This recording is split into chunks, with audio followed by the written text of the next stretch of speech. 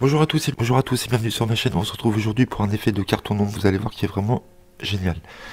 Donc vous montrez un jeu de cartes à un spectateur. Nous avons un jeu de 52 cartes. Vous pouvez couper si vous voulez.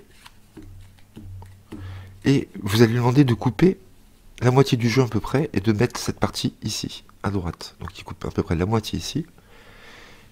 Et on va déterminer un nombre de cartes. Donc là, on pourrait penser que comme il a coupé au milieu, on pourrait aisément estimer à peu près entre 20 et 25 cartes, d'accord? Donc c'est pas le but. Vous allez lui demander de couper à peu près sur ce paquet-là la moitié où il veut, d'accord? Le choix est libre, il peut couper vraiment où il veut dans cette partie-là, d'accord? Donc il va couper ici.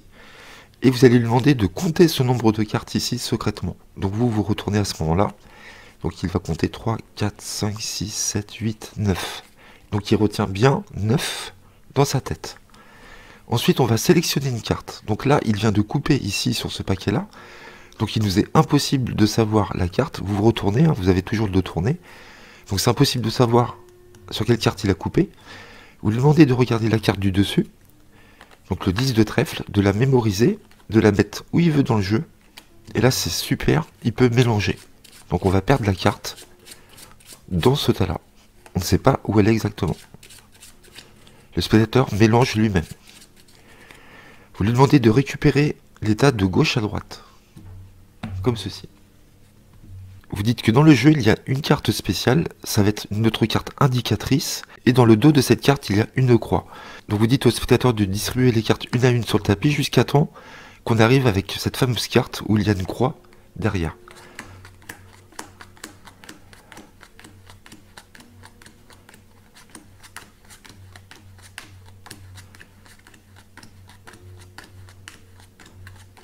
Ici, voilà.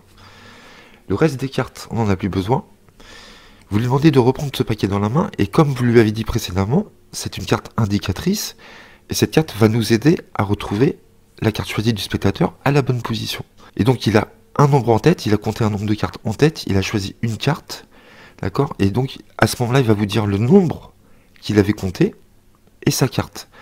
Et vous allez lui demander de compter à partir de cette carte-là. En fin de compte, cette carte-là nous indique qu'il va falloir compter à partir de celle-ci. D'accord? Donc on est arrivé vraiment par hasard sur cette carte-là.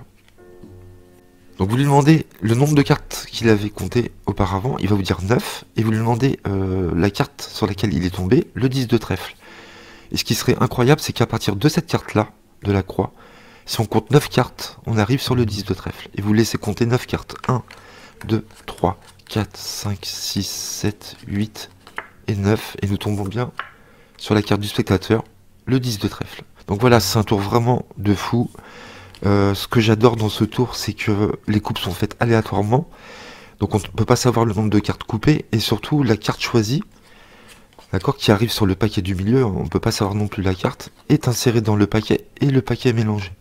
Donc ça c'est fort. Et en plus, ce qui est fort, c'est qu'à partir de cette carte-là, avec la croix, et ben on arrivera à la bonne position de la carte. Voilà, donc je trouve ça excellent.